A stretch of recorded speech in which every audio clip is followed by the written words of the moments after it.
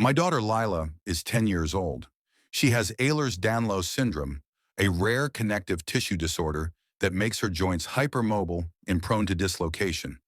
She uses a wheelchair some days and forearm crutches on others, depending on her pain levels. Lila is bright, endlessly curious, and recently became an advocate for children with invisible disabilities after an incident at school sparked national attention. That story, where she calmly educated a teacher who accused her of faking her condition, was shared widely. It ended up being featured on CNN, and a clip of Lila explaining her disorder to a room of confused adults went viral. Millions viewed it. Her grace, clarity, and courage touched hearts across the country. But apparently Karen from our HOA didn't get the memo. It started when we moved into the Meadowbrook Estates community earlier this year. Lila was so excited about our new home, especially the community garden and pool area, but she quickly learned that the neighborhood had one rule above all. What Karen says goes. Karen, the HOA president, made herself known within hours of our move-in. She eyed Lila's ramp skeptically, made a fuss over the blue accessibility parking sign we installed in front of our driveway, and muttered about special treatment when she saw Lila exiting the car with help. The tipping point came one sunny Saturday afternoon when Lila tried to attend the neighborhood kids' scavenger hunt. She had prepared all week, printed a list of items in Braille for her friend who's visually impaired, organized her team, and even made color-coded bags for the other kids.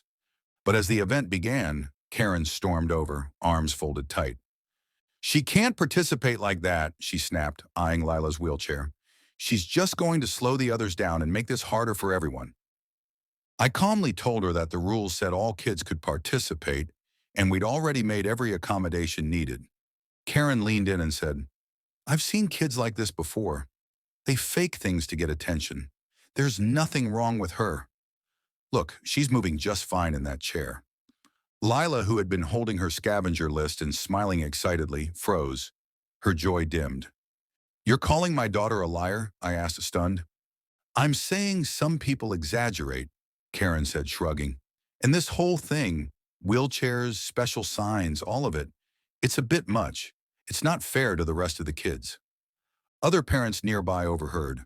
A few pulled their children aside, clearly uncomfortable. One mom I barely knew came over and said softly, "Isn't your daughter the one from that CNN video?" I nodded. That mom turned to Karen and said, "Then you should probably sit this one out." Within an hour, someone posted about the incident on the community Facebook group.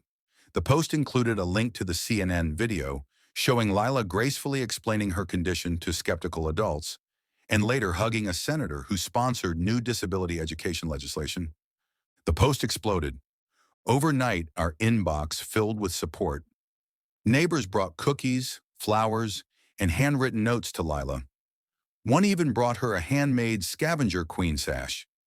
Karen, on the other hand, got a formal reprimand from the HOA board, citing discrimination and harassment.